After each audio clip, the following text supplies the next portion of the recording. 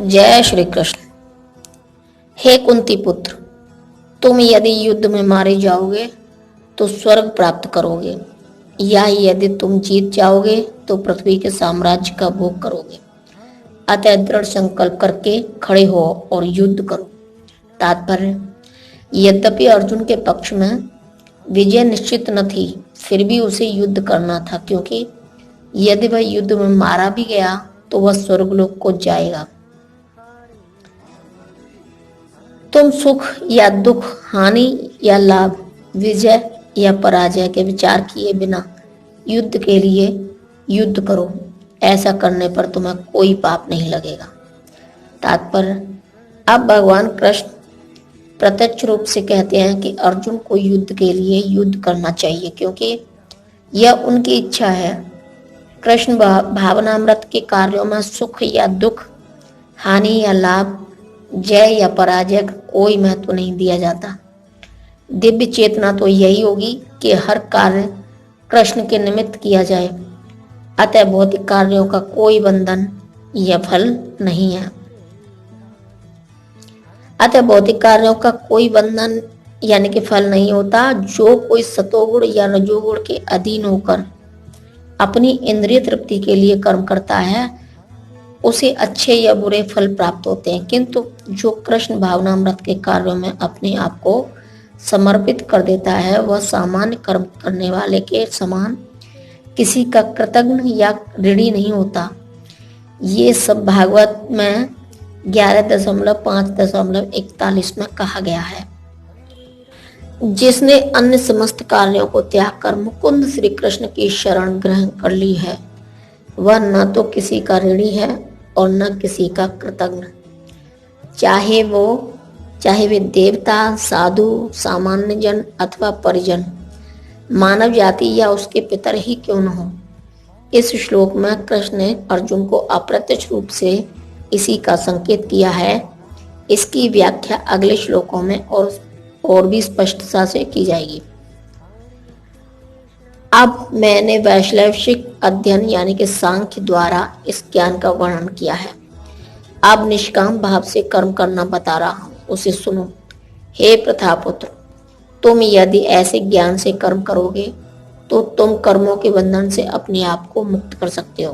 तात्पर्य: वैदिक कोश निरुक्ति के अनुसार सांख्य का अर्थ है विस्तार से वस्तुओं का वर्णन करने वाला, तथा सांख्य उस दर्शन के लिए प्रयुक्त मिलता है जो आत्मा की वास्तविक प्रकृति का वर्णन करता है। और योग का अर्थ है इंद्रियों का निग्रह। अर्जुन का युद्ध न करने का प्रस्ताव इंद्रिय तृप्ति पर आधारित था। वह अपने प्रधान कर्तव्य को भुलाकर युद्ध से दूर रहना चाहता था, क्योंकि उसने यह सोचा कि धृतराष्ट्र के पुत्रों अर्थात अपने बंधु बांधवों को परास्त करके राज्य भोग करने की अपेक्षा अपने संबंधियों तथा स्वजनों को न मारकर वह अधिक सुखी रहेगा। दोनों ही प्रकार से मूल सिद्धांत तो इंद्रिय तृप्ति था।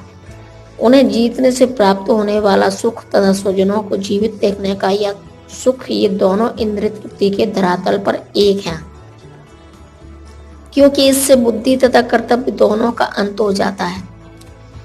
अतः कृष्ण ने अर्जुन को बताना चाहा कि वह अपने पितामह के शरीर का वध करके उनके आत्मा को नहीं मारेगा।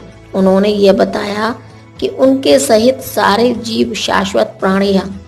वे भूतकाल में प्राणी थे, वर्तमान में भी प्राणी रूप में हैं और भविष्य में भी प्राणी बने रहेंगे, क्योंकि हम सब शाश्वत आत्मा हैं। हम विभिन्न प्रकार से केवल अपना शारीरिक परिधान यानी कि वस्त्र बदलते रहते हैं, और इस भौतिक वस्त्र के बंधन से मुक्ति के बाद भी हमारी पृथक सत्ता बनी रहती है।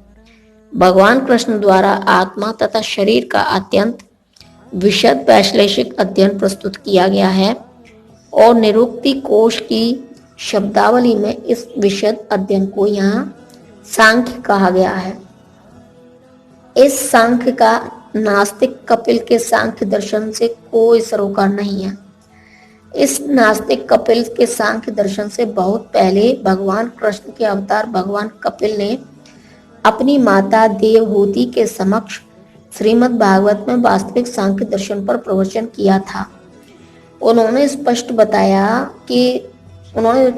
बताया है कि पुरुष या परमेश्वर क्रियाशील है और वे प्रकृति पर दृष्टिपात करके सृष्टि की उत्पत्ति करते हैं।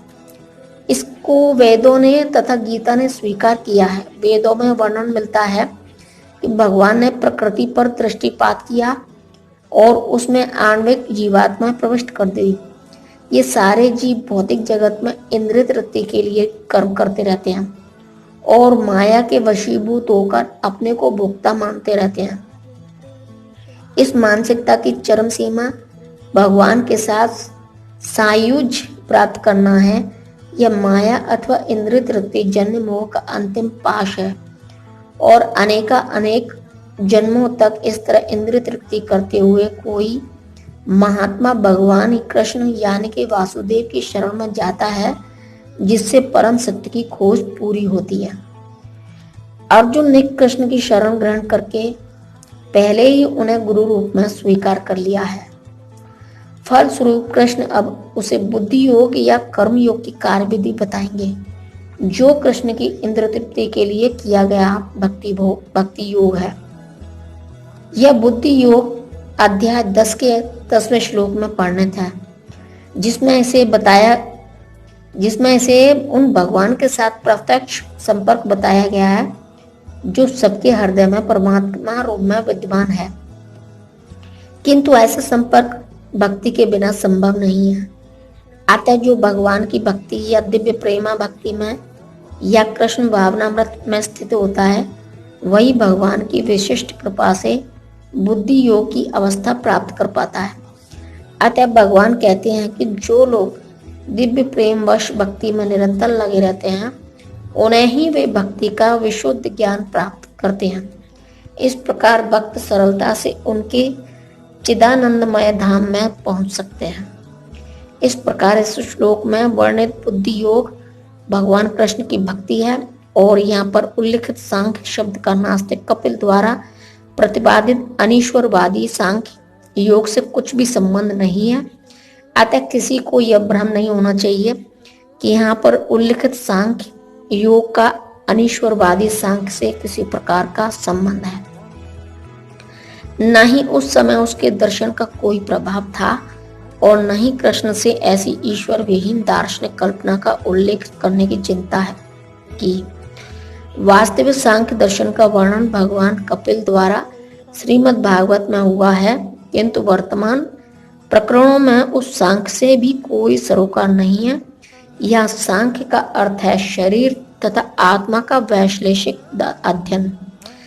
भगवान कृष्ण ने आत्मा का वैश्लेषिक वर्णन अर्जुन को बुद्धि योग या कर्म योग तक लाने के लिए किया है। अतः भगवान कृष्ण का सांख्य तथा भागवत में भगवान कपिल द्वारा वर्णित सांख्य एक ही है।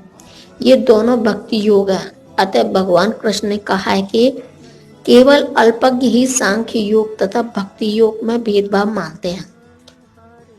निसंदेह अनीश्वरवादी सांख्य योग का भक्ति योग से कोई संबंध नहीं है। फिर भी बुद्धिहीन व्यक्तियों का दावा है कि भगवत गीता में अनीश्वरवादी सांख्य का ही वर्णन हुआ है। जय श्री कृष्ण।